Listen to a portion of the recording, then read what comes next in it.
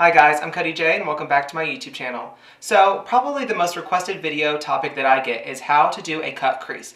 Now, why have I not done this video yet? I don't really know. But today we're sitting down and I'm going to be going through a pretty detailed step-by-step tutorial on how I do my cut creases. So hopefully by the end of this video, you guys are going to walk away being cut crease superstars. Let's get started.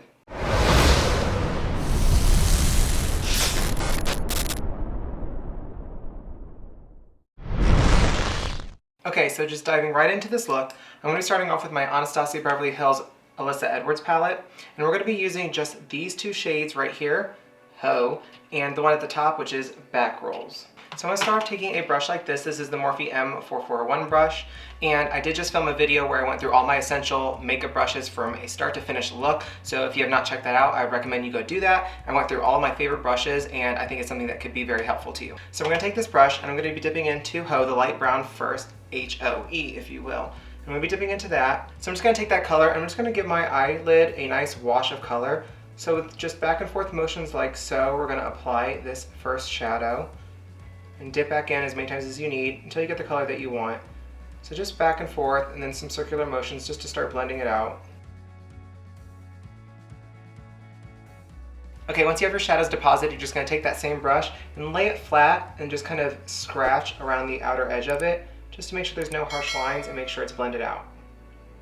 Now once you have that color on, you're going to take a slightly smaller blending brush. This is the JS9 brush from Morphe and Jeffree Star. And now we're going to be dipping into Back Rolls here at the top. Now we're going to take this and we're going to push it right in our crease, which is like right here in the little socket. Now we're just going to blend this in the crease and take it up a little bit, but not all the way up, of course. We still want to see a little bit of that first color, because that first color is going to definitely, show that we blended this shadow, which is obviously the most important thing.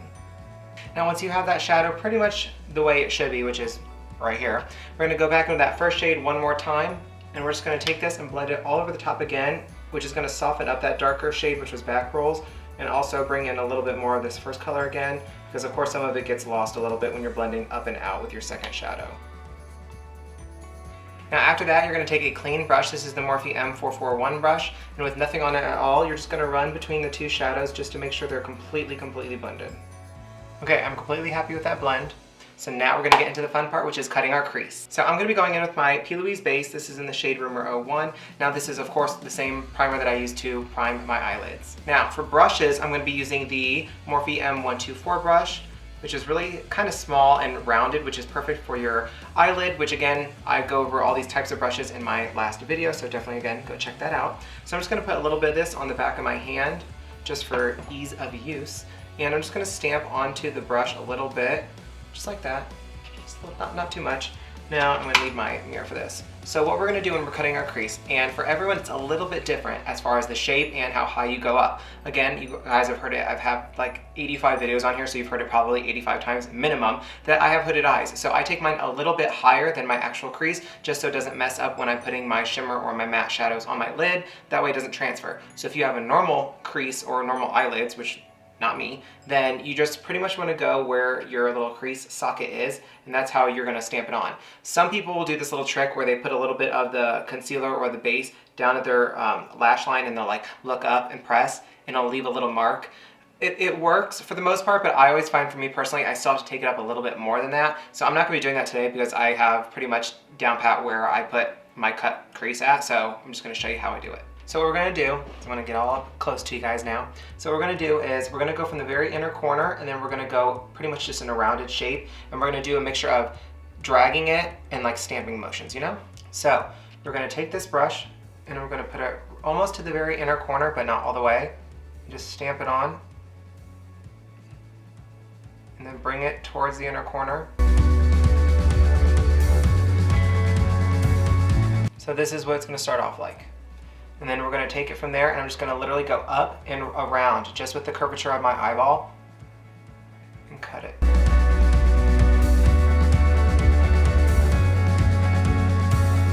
For me, I personally find that if you can do it in like one swell swoop motion, just one little seamless motion, it makes life so much easier, and it makes the line a lot smoother and just a lot more perfect.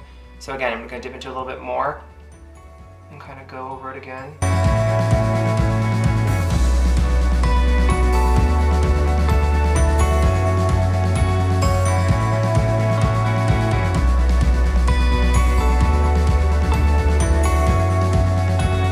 this look, I'm not going to go 100% all the way over because it looks like this. So we're going to take it like 75% of the way.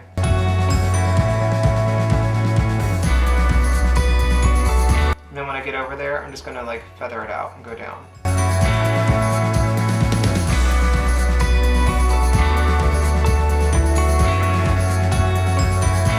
And now we're going to take a little bit more and we're just going to stamp it onto the lid to set it in place. Okay, that's looking pretty good. So if you want to check to see if your crease is high enough so that there's no transfer, just literally push your eyelid up, roll it around, and then look at it. And if you see, it's pretty much in the perfect spot. The only reason I don't love doing that is sometimes if I get a little bit of my concealer or my base on my eyelashes and I do that, you'll see like a tiny little line from my lashes, not my crease, and that kind of like is annoying.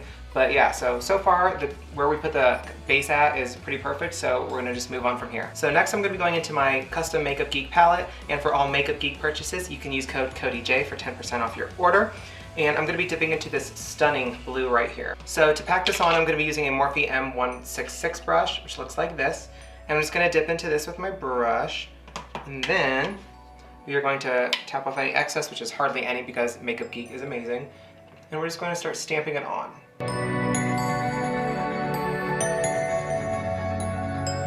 Like, look at that blue. Oh, so beautiful. And literally all you're gonna do is just fill in anywhere you have this concealer or base, just put your shadow there. Now when you're getting to the top where the line meets, you know, the rest of your shadow, I know you want it to be perfect, and so we're gonna keep it perfect. So with that same brush, you're just gonna dip into your shadow, and then we're just gonna use the very edge of it, and we're gonna look up, and we're just gonna very carefully bring the shadow upwards.